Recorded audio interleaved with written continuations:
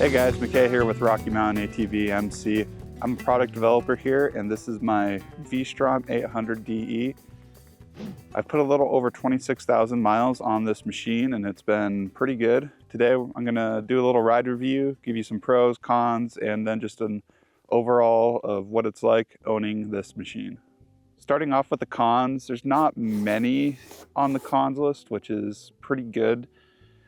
The first one I can think of is the vibration on the machine. There is some slight vibration in the handlebars as well as the foot pegs, and it's not from the engine. I don't know if it's just from the chassis, but when you hit the certain RPM, it's between 6 and 7, and it depends. There's just a buzz on the highway or just where you're cruising. With how I ride off-road, and I'm just used to a bunch of vibrations everywhere, and it helps me feel in tune with the machine. But if you're looking for a smooth glide street tour, there is that vibration. There's also some heat that comes off of the engine. It's more on the right-hand side. There is a big coolant tube as well as the radiator and the catalytic converter too, all on the right side. So if you are super sensitive to heat, just be aware that when you buy this, there might be some heat issues. When I'm in full riding gear, I don't get bothered by it at all, and I've been in triple digits with this bike, so it just comes down to personal preference, but that is another con, is heat. This bike comes with a comprehensive electronics package with traction control options, comes with ride modes, it comes with different ABS settings, but they didn't include cruise control on it. But thankfully, there's some aftermarket options. Veridian Cruise Control sent us one out, and it's been an awesome fix. It's just like a stock OEM cruise control. You hit the button and just sit on the highway. Built-in safety features, does a good job. So there is a fix for the con of no cruise control. Another thing on this that is completely awful is the stock headlight. It's very bright, but the beam cutoff is a straight line. And as soon as you hit like 10 degrees going into a corner on a curvy road at night, that beam is straight into the ground and you are riding into a black void. It's not very fun, doesn't feel very safe. Even the high beam, that just illuminates like a small area ahead of you. It's fine if you're just doing straight roads, but if you're doing any type of curvy roads at night, whether it be dirt or highway, get some auxiliary lights. They will help 1,000 times. So after that short list of cons, let's get into the pros. My favorite thing about this engine is the low end torque on it. I'm pretty guilty of lugging my engines to where they're almost puttering out. But this has enough torque to pull it up almost any obstacle. I've been surprised. Even it's done some fourth gear starts accidentally from stoplights. The torque on it is awesome, and I love it off-road. I have an unpopular opinion that the T7 is not a very good adventure bike. It's top heavy, you need a long inseam to reach the ground, and I'm just not a fan of them. But this one, I'd choose it any day over the T7, and I've ridden around 70 different T7s. The reason why is because this one just has a super low center of gravity. It feels very stable, whether you're going just down a gravel road or doing some slow obstacle maneuvering. That combined with the lower seat height, it just makes it more confidence inspiring to be able to control the bike in off-road situations. And it's also incredibly more comfortable than the T7. Going on to the suspension of the bike, it's pretty good out of the box. It would be nice to have a heavier spring on it, but I am 275 pounds. The spring is a little bit soft. My preload has been cranked almost to max since I bought the bike. So in the future, I plan to get a stiffer rear spring. The front has been pretty good. It does let you know when you're pushing the limits of the suspension, and it'll kind of kick the bike back. And if you're doing high-speed whoops or something, it'll basically just, the machine will tell you that you need to slow down. The machine will tell you that you need to slow down. You need to slow down. think my leg's a bit messed up, but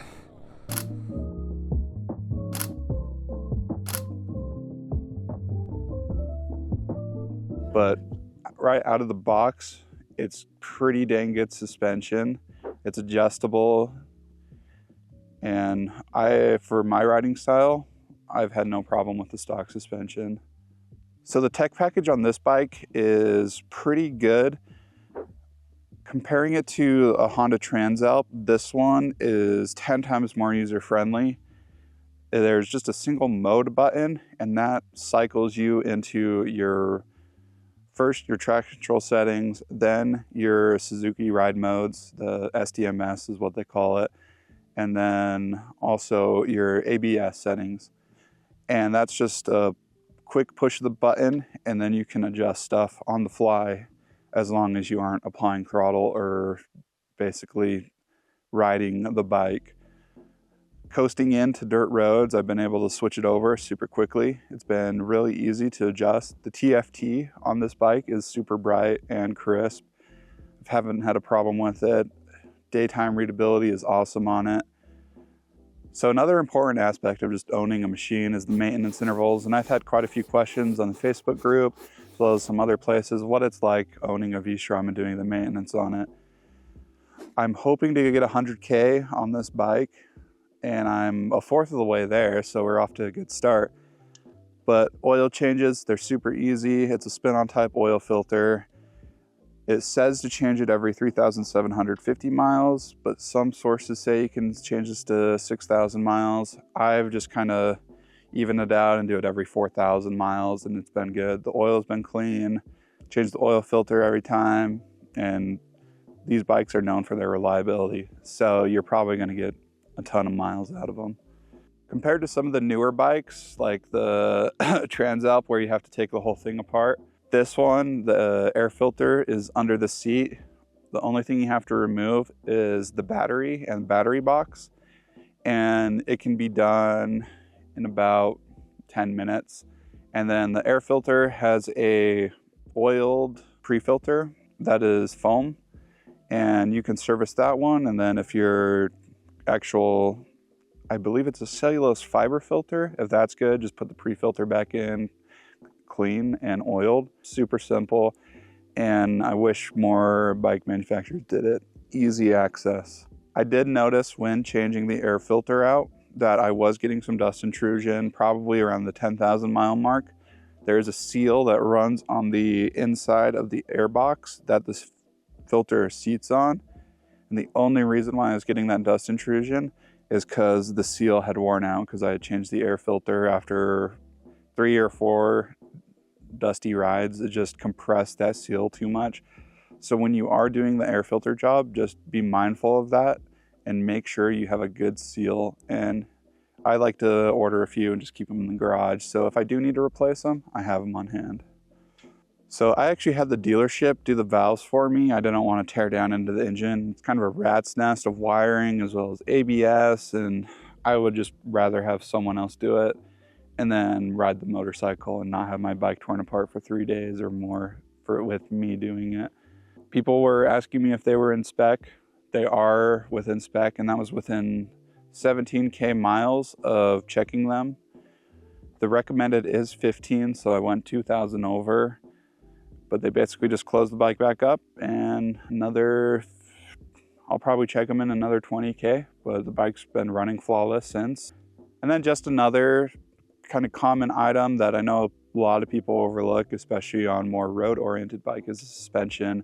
I rode this off-road quite a bit, and I changed the oil at about 25K miles in it.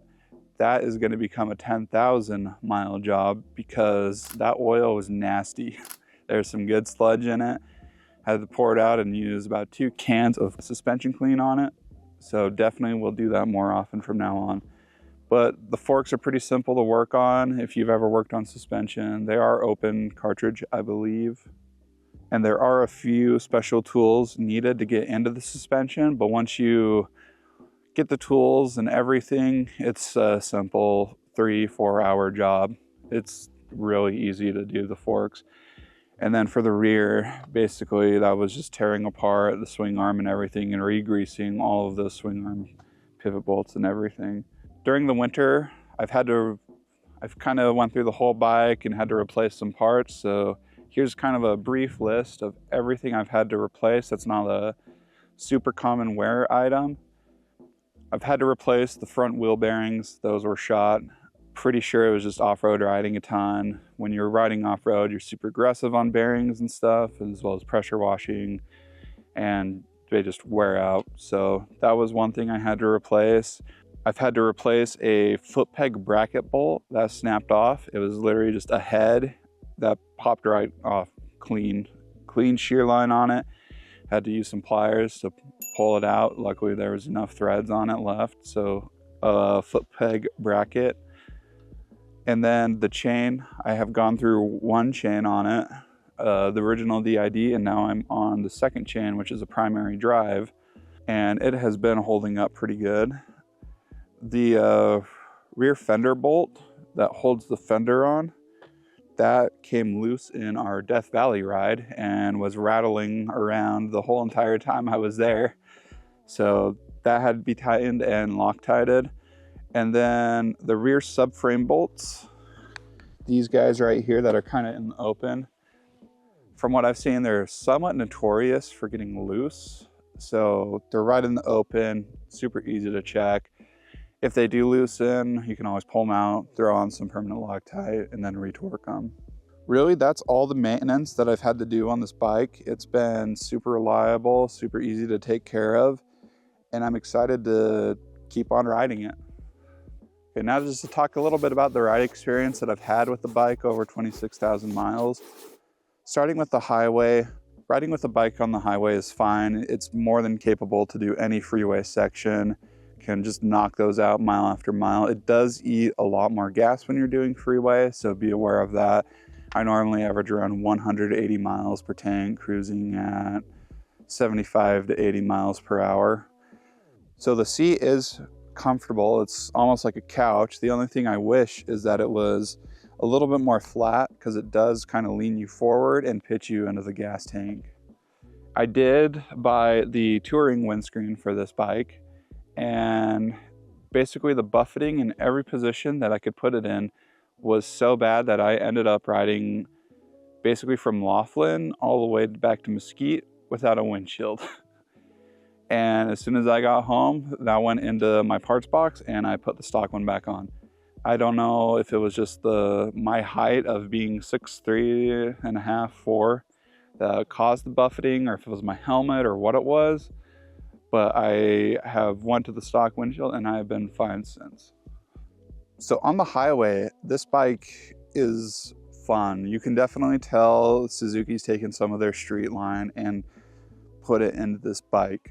On the twisties, it's super fun. You can hit some good leans on it, get in some tight corners. I've dragged foot peg on it. We did a ride in Death Valley, and Father Crowley's Overlook was a blast on it. The low torque engine power just kind of lets you pull it out through corners, and then it also provides good power in the mid-range, and it just feels like you can pull out of any corner and just accelerate. This bike rides awesome on-road as well as off-road. It's awesome off-road, and it fits my riding style perfectly. I don't go super fast. I don't do race speed constantly all through the mountains. My riding style is more of coming out to explore places like where we are now, coming out to explore historical mines and mine trails, and to get out where I just can't take a car or a Jeep and do it a lot more quickly than I could in a Jeep. So this bike and the suspension setup and everything, it's set up for a comfortable ride, not a fast ride. So for me, this bike is amazing off-road. The ergonomics on it for the ride experience are also pretty good. With the weird freaky handlebar bend, it puts them in the perfect position for me, sitting, standing up or down. And with the seat and how comfortable it is, I almost never stand up and I get made fun of it. But like, this thing's a Cadillac and I will sit down and cruise on sand or just anything. It's a pretty solid bike, well balanced, and just overall great to ride off-road. Overall, this 800DE has been a loyal steed to travel the West on. Very maintenance friendly, maintenance low. It's held up to my abuse. I've crashed it, tipped it over, dumped it here in sand, mud, basically everything you can think of. Crash bars have seen a lot. Pannier racks have seen a lot of abuse. Basically the whole bike has held up to everything I've thrown at it, and it's done an excellent job doing it. If you're curious about all the aftermarket parts and accessories that we've put on it, we do have a bike build available. Link will be down in the description or in the title card. So be sure to watch the bike build if you're interested on some of the parts we put on it to make it an even better machine. But overall, you can't go wrong with this bike. It's a solid bike and it's just a fun ride. All right, now get off of your couch and stop watching me have an adventure and go have an adventure of your own.